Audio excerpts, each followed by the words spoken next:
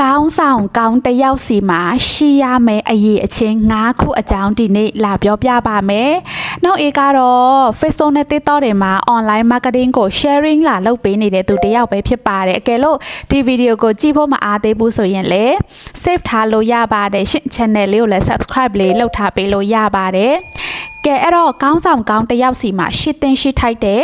အရေးအချင်းပထမဆုံးအရေးအချင်းကဘာလဲဆိုရင်ကိုရဲ့ team ကို feedback ပဲပေးတာမျိုးမဟုတ်ပဲနဲ့ကို team စီကနေလဲ feedback ရယူရဲတဲ့နော် leader တယောက်ဖြစ်ရမယ်ဥပမာကိုကဥမာနော်ဆိုရင် admin team ရှိတယ် admin team 8ယောက်ရှိတယ်အခုဆိုရင်နော်တချို့ဆိုရင်တခါလေးဆိုရင်ကိုကသူတို့ရဲ့အလုပ်လုပ်ပုံနဲ့ကိုက feedback ပေးတယ်ပဲ video ကကောင်းတယ်ပဲ content ကတော့ကောင်းတယ်ပဲပုံကတော့မကောင်းဘူးဆိုမှကိုက feedback ပေးတဲ့အခောက်တွေရှိတယ်လို့တခါတလေဆိုရင်လေသူတို့ဖက်ကပေါ့နော် okay ဘယ်ဟာမျိုးဘလို့လေးဖြစ်စေချင်တယ်အလုပ်ပုံဘလို့လေးသွားချင်တယ်ဆိုတဲ့ပုံစံမျိုးကိုလေသူတို့စီက feedback ကိုလည်းတစ်ခါတလေမေးရတယ်အဲ့ဒါမှသူ့အကြံကိုအကြံဆိုပြီးတော့မှပေါ့နော်ပေါင်းဆက်ပြီးတော့မှနှစ်ဖက်စလုံးပေါ့နော်စိတ်ကျဉ်ကျက်တဲ့အခြေအနေမျိုးမဖြစ်မှာဟင်းသူကပဲပြောပြီးတော့ငါအမြင်လဲနားမထောင်မဆိုတာမျိုးမဖြစ်တော့ဘူးပေါ့ဆိုတော့နံပါတ်1ကတော့ feedback ပဲပေးတာမျိုးမဟုတ်ပဲနဲ့ team စီကနေ feedback လဲရယူရဲတဲ့ leader တယောက်ဖြစ်ရပါမယ်နံပါတ်2ကတော့ဥပမာလောက်ပြရင်းနဲ့ခေါင်းဆောင်သွားတာမျိုးဖြစ်ရပါမယ်အာနာတစ်မျိုးထဲနဲ့ဥဆောင်တဲ့ပုံစံမျိုးမဖြစ်ရပါဘူးဥပမာပေါ့နော်နောက်အေကပြောတယ်content ရိုက်စေချင်တယ်နော်ဥပမာ content လောက်တဲ့ admin နှစ်ယောက်ရှိတယ်ဆိုပါတော့ဒီ content လောက်နော်အဲ့လိုမျိုးပဲအမိန့်ပေးတာမျိုးလောက်ခိုင်းတာမျိုးမဟုတ်ပဲနဲ့နော်ကိုယ်တိုင်ကလည်းရှေ့ကနေ content တွေစတိုက်လောက်သွားတယ်ဆိုတော့သူတို့မြင်တဲ့အခါမှာအဲ့လိုမျိုးလေးဥမာလှုပ်လို့ရတယ်ဥမာ OPA လဲလှုပ်ပြသွားတာပဲသူလဲလှုပ်ပြသွားတာပဲဆိုပြီးတော့မှကိုကရှေ့ကနေနော်လှုပ်ပြတဲ့ပုံစံမျိုးနဲ့နော်ဥဆောင်နိုင်လို့ရှိရင်ဒါလည်းကောင်းဆောင်ကောင်းတစ်ယောက်ရဲ့အရေးအချင်းဖြစ်ပါတယ်နံပါတ်3တစ်ချက်ကတော့ရေရှည်ကိုပို့ပြီးဦးစားပေးရမယ်အခုပစ္စုပန်ကိုပဲဦးစားပေးပြီးဆုံးဖြတ်တာမျိုးမဖြစ်ရပါဘူးဥပမာတချို့တော့ပြဿနာတွေဆိုရင်ပေါ့နော်ထားလိုက်ပါတော့စရင်လောက်တဲ့ဝန်ထမ်းတစ်ယောက်ကစရင်မားတယ်ဆိုပါတော့စရင်မားတယ်မလားထွက်အဲ့လိုမျိုးမဟုတ်ပဲနဲ့ပေါ့နော်စူလိုက်ငေါက်လိုက်တာမျိုးမဟုတ်ပဲနဲ့နော်ဒီဝန်ထမ်းကသူအရင်တော့ရောသူမားဘူးလားเนาะမမားဘူးအခုမှမားတယ်ဆိုရင်သူပါပြဿနာတွေဖြစ်နေရလဲအလုပ်တွေပုံနေလို့လားเนาะဆိုရင်မေးတယ်အလုပ်ပုံနေရလားအလုပ်တွေအရန်ရှုပ်လို့ဒီဟာမားသွားတာလားเนาะနောက်ရောဘလို့ဖြစ်စေချင်လဲเนาะဒီစရေးရောလှုပ်ဖို့နိုင်သေးလားမေးတယ်ပေါ့เนาะ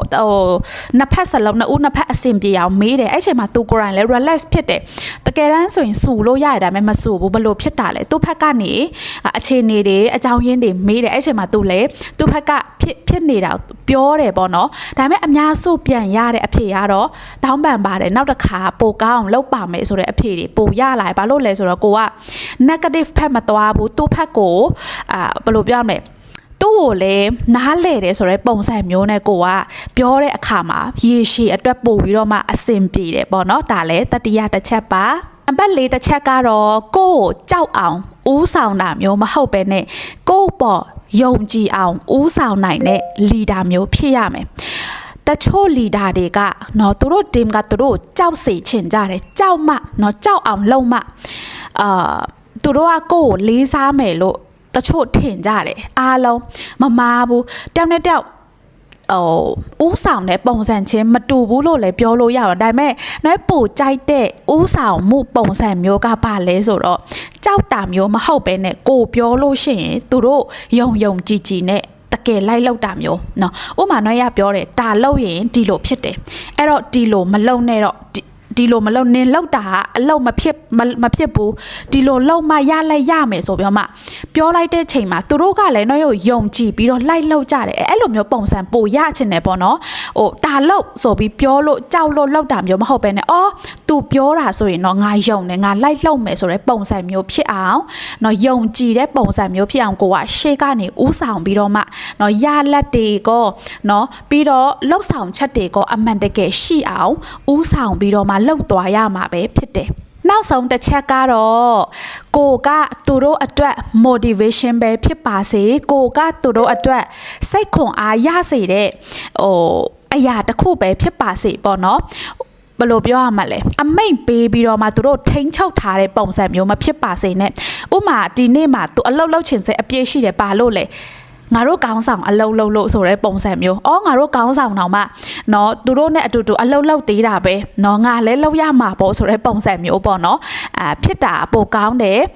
တချို့ဆိုရင်ထိန်းချုပ်ထားတာနော်မနဲ့ကိုညငါနင်လုံးဝနော်နောက်ကြလို့မရအောင်နင်ဘလို့ထိန်းချုပ်တာပေါ့နော်အမိတ်ပေးပြီးထိန်းချုပ်တယ်ဆိုရဲပုံစံက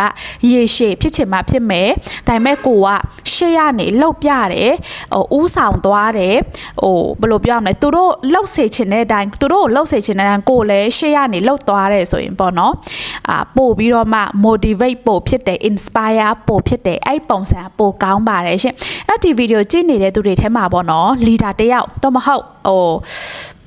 တထေးတယောက်နော်ဝန်ထမ်းတွေကို lead လုပ်နေရတယ် team တစ်ခုခု lead လုပ်နေရတယ်ဆိုတော့ကောင်းဆောင်တယောက်ဖြစ်လို့ရှိရင်ဒီအချက်၅ချက်ကိုသုံးကြည့်ပါကိုယ့်တက်အသုံးဝင်တယ်ဆိုလို့ရှိရင်လည်းတစ်ခုခုမှန်းခဲ့ပေးလို့ရပါတယ်ရှင်အကယ်လို့နော်ကိုယ့်ရဲ့လုပ်ငန်းတွေကိုယ့်ရဲ့စီးပွားရေးတွေကို online မှာစပြီးတော့မှနော် content တွေလုပ်ပြီးတော့ကြေညာချင်တယ် online မှာကိုယ့်ကိုစပြီးတိစောက်ချင်တယ်ဆိုရင်တော့ AC ခါနေ